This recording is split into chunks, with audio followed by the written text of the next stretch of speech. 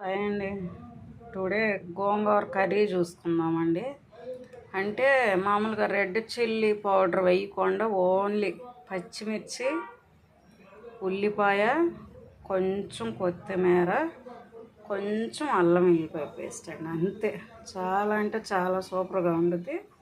First ఒక 2-3 సార్లు శుభ్రంగా కడిగేసుకొని గోంగూర, ఎందుకంటే ఇసుక ఉంటుందండి బాగా. 2-3 సార్లు కడిగేసుకొని ఒక గిన్నెలో పెట్టుకోవాలండి. గిన్నెలో పెట్టుకొని ఇదిగోండి కట్ చేసుకున్న ఉల్లిపాయ, ఇదిగోండి పచ్చిమిర్చి. మనకి ఆ పచ్చిమిర్చి కారం అండి, స్పైసీగా ఎవరి టేస్ట్ని బట్టి వాళ్ళు వేసుకోండి పచ్చిమిర్చి. ఇదిగోండి కొంచెం టమాటా అండి. ఓన్లీ గోంగూరలో పులుపే కాదండి, ఈ టమాటాలో పులుపు కూడా వేస్తే చాలా బాగుంటుందండి. ఒకసారి ట్రై చేయండి. ఇప్పుడు స్టవ్ పైన పెట్టుకున్నాను. అదిగోండి ఉడికిపోతుంది చూసారా. ఇప్పుడు దీంట్లో కొంచెం సరిపడా ఉప్పు వేసుకున్నాను. ఉప్పు వేసుకొని చక్కగా పప్పు గుత్తికి పెట్టి కానీ గెరిటి పెట్టి కానీ తిప్పేసుకోవచ్చండి. ఈలోపు మనం ఏం చేద్దామంటే స్టవ్ పైన ఆయిల్ పెట్టుకుందాం, తాలింపు వేసుకున్నామండి.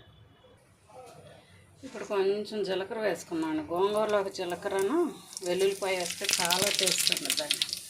అది వేగాక కొంచెం తాలింపు,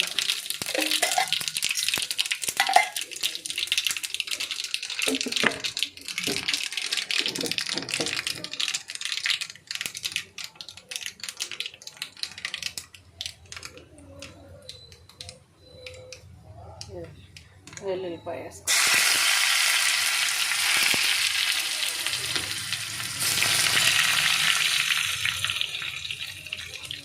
కొంచెం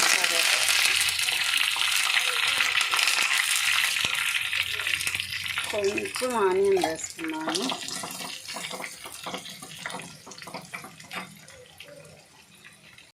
చూసారా అండి, అంతే అండి, చాలా సింపుల్గా అయిపోతుంది.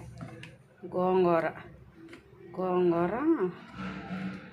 మామూలుగా రైస్లోకి తినవచ్చు, మామూలుగా వెజ్ బిర్యానీ అలా చేసుకుంటామండి. దాంట్లోకైనా చాలా టేస్ట్ ఉంటుంది. ఒట్టిగైనా మనం ఒక ఆమ్లెట్ వేసుకుని తినేయచ్చు అండి. దీంట్లో నేను లాస్ట్లో ఏం చేస్తానంటే ఇదిగోండి ఆనియన్స్, ఇవి కట్ చేసి అలా వేస్తా అండి. నోటికి తగులుతా ఆ పులుపు అనేది ఈ ఉల్లిపాయ ముక్కలకు పట్టేసి చాలా అంటే చాలా బాగుంటుందండి.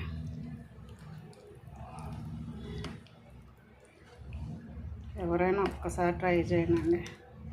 ఇంట్లో కర్రీస్ కూరగాయలు ఏమీ లేనప్పుడు ఇలా గోంగూర చాలా సింపుల్గా 5 minutes అయిపోయిద్దండి.